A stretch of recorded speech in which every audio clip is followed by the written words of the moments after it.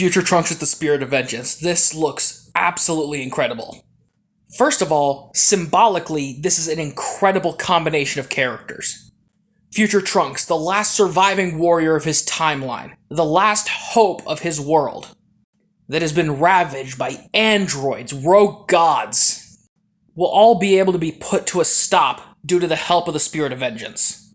First of all, since the androids are still partially human, the penance stare could definitely work still. If I'm being honest though, I don't think the regular penance stare would work against the androids.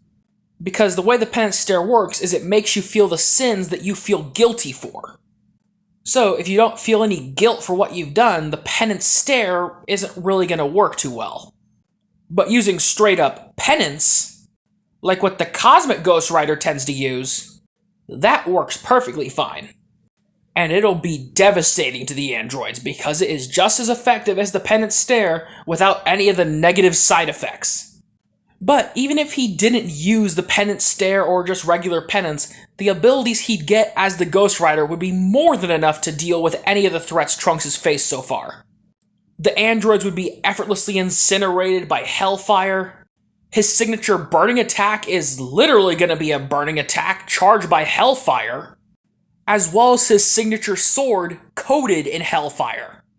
Plus the staple Super Saiyan transformation would take what his power was with the Ghost Rider while in his base, and multiply all of it by 50 times.